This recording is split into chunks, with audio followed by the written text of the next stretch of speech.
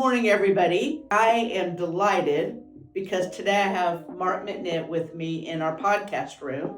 And Mark has been associated with real estate and Bernstein Realty for 35 years, almost 35. Almost just shy of 35 years. So today we're going to talk about the way you market your listings.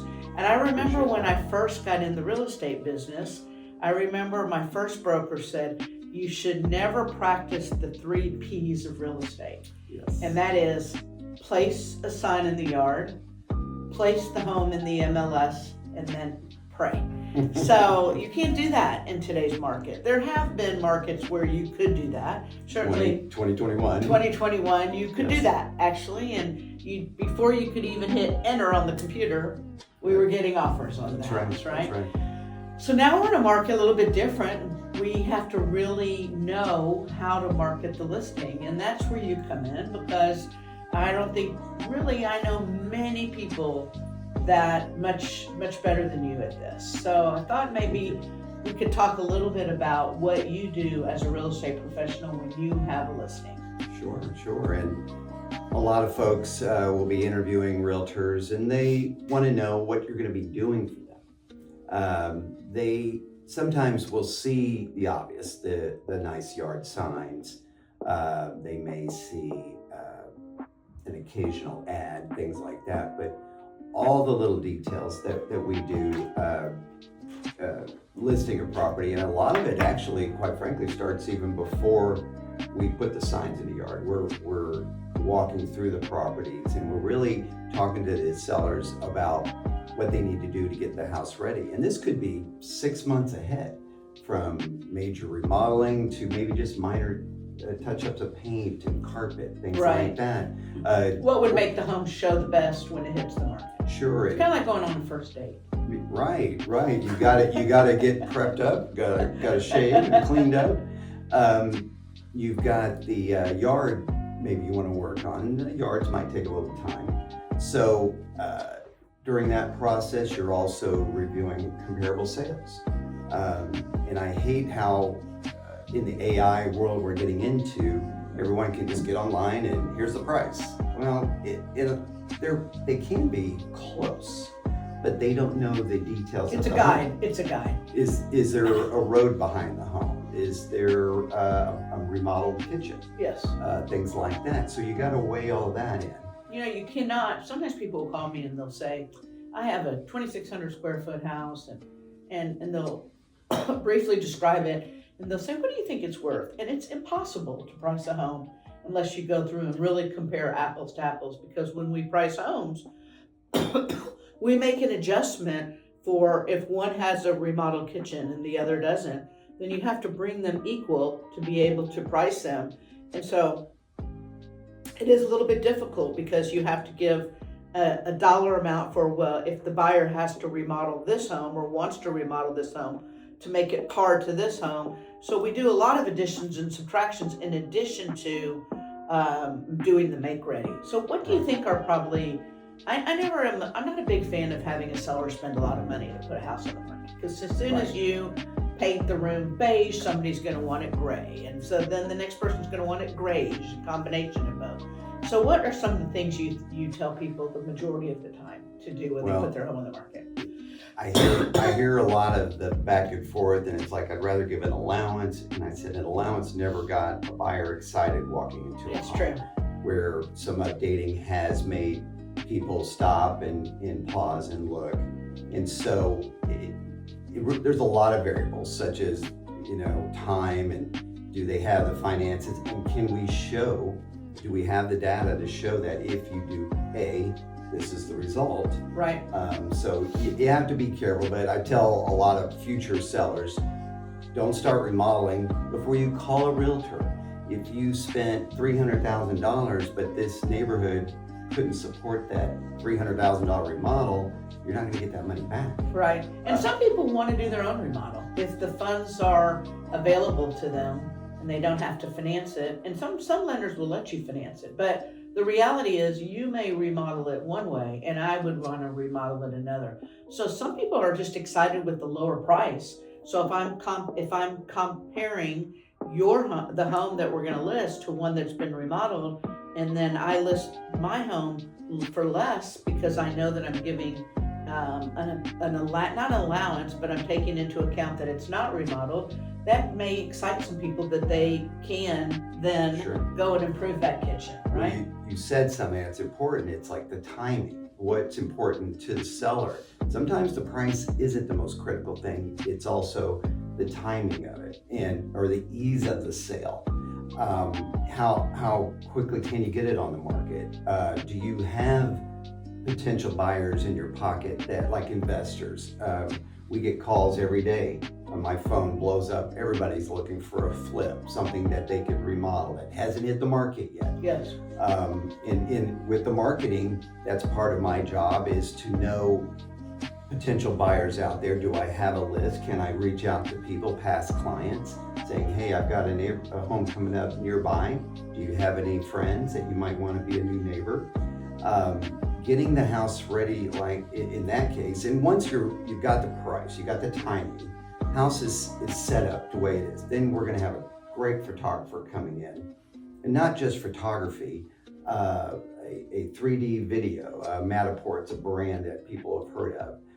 Have a floor plan. So many homes do not have floor plans online, and that's a real easy thing to do. But some agents just don't understand it, don't know how to create a floor plan. I do it on my phone all the time. Then it's all set up. I use a little AI to kind of help me with some of the wording, but we want to be creative. We want to speak to the potential buyers. And not only that, a lot of people think of the MLS. And in Houston, it's HAR.com that faces the public, but it's also syndicated to Zillow, Realtor.com, Redfin, Right. all these different places. And I triple check, make sure the house is on there looking sharp.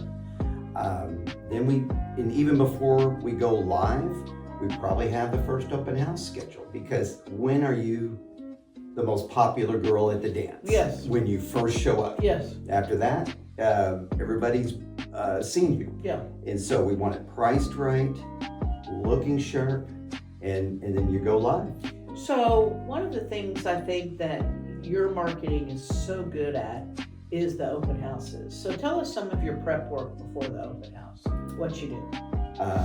Obviously, part of it can be coordinated with either a price reduction or new listing, because that generates a lot of activity in its own right.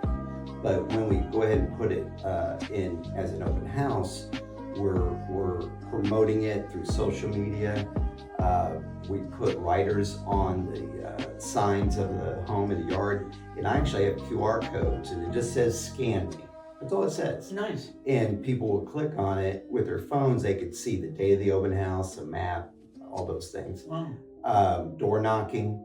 So I'll have door knockers prepared with QR codes again.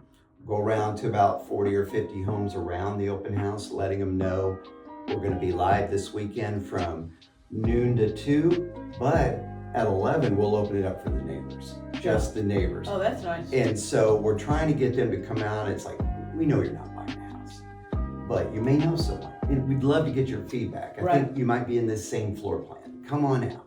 Yeah. It generates activity, lots of open house signs, and even coordinating with other realtors. They could be, in a sense, competing realtors at the different companies, but we're calling them, say, hey, I see your listing. Would you like to coordinate with us? Maybe do a realtor event. Promoting that. And then after the open house, obviously following up with everyone who came to the house. I think that's one of the biggest keys, is the follow-up. And so often agents will rush to get to that house and put up a sign and then just flip on all the lights and greet you, and then they leave. If no one's interested, they did the open house. And that's such a waste of time to not prep it before and to not follow up afterwards, for sure. They mentioned that they're working with another realtor. Well, that's great. What's their name? Love to follow up with them. Love for you to register anyway, because if we have a price change or something changes here, we'd love to keep you informed of what's going on. Right. And then after the open house, if the person legitimately is not interested in that home, I may have a potential client going forward.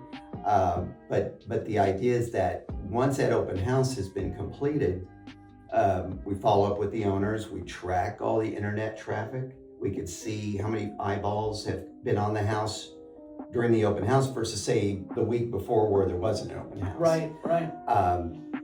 And we just keep the momentum going. Gotcha. I don't like to go very long without an open house because it generates interest versus those that don't. Yes. So, one last thing that I thought we would talk about is about what people see online versus what is reality. A lot of this is AI driven, right? Sure. And that is something new into our market really about the last 18 months that we really started seeing it. And people will go, does the house really look like this, or is this AI improved, or things like that? So what are some of the differences between reality and what the consumer thinks, do you think? Well, the photos, that's a good AI, I think. I mean, I always, if I have an empty room and I think it might need to be staged, I'll show the empty room, then I'll show it staged, and I'll mention this is virtual. Yes, it's nice to tell people that it's virtual. Yeah, you don't want to give any false pretension of what's going on. But then things like how maybe a price assumption on the home, we talked about that, where it's good to maybe get lots of points of where your value of your home will be. And a lot of it's AI generated, but then we come in but we know some of the houses, we've seen your home, we know the condition of the flooring or whatever. Right. And of course the market, if the market's trending downward slightly, how are you going to understand what your price is going to be versus one trending up? Right. And even things like crime or what schools are doing and whatnot. It's good to be informed, but try to take it with a sense of calm and a sense of, it's a lot of noise out there. Everyone's trying to get attention. Right. And it's even more so today than it ever has been. But someone like us has been doing this a long time. Understand you've got to filter that out. You got to see where the buyers are, because that's ultimately what we're doing. We're Right. looking for clientele to buy a home and sell a home. Right. And I think that's just so important. 3 P's of real estate don't work today.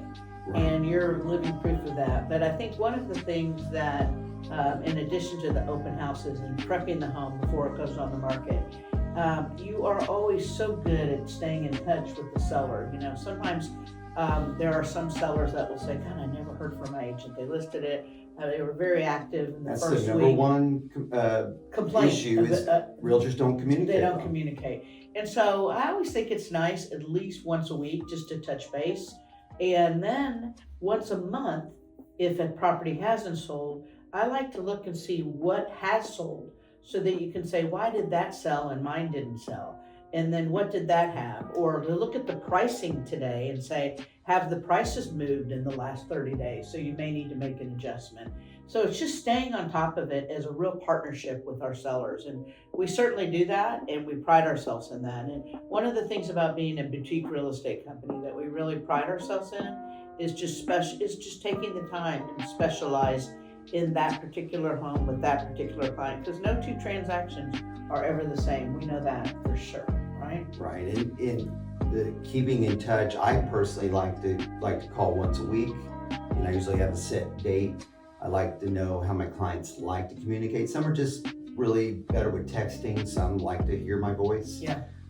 We have an item on HAR called Market Insight, so my clients get an automated update on Tuesdays, and I get it as well, and I can see new competition, old competition, price reductions, how much internet traffic. Right. And it's a good starting point for the conversation. So absolutely, if a client doesn't want to participate with our suggestions on how to sell the home, at least we can tell them we've been trying. Right. And here's the proof in the pudding. Right. And at the end of the day, they have to decide it's their home. Yes. We're the messengers.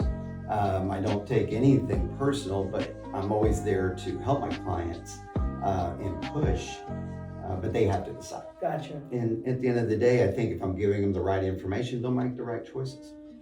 Well, that's great. Great information, great knowledge for the market. And if you're interested in listing your home, or even to know what your home is worth, or even if you're a year out and you still want to get started and make some minor touch-up repairs and things like that to freshen it up, and you want to know what that would do to the market, please give us a call, because we would love to help you. And Mark, all right, well, thank you. And what do we say? Your home is? Our expertise. So please give us a call. Thanks for joining.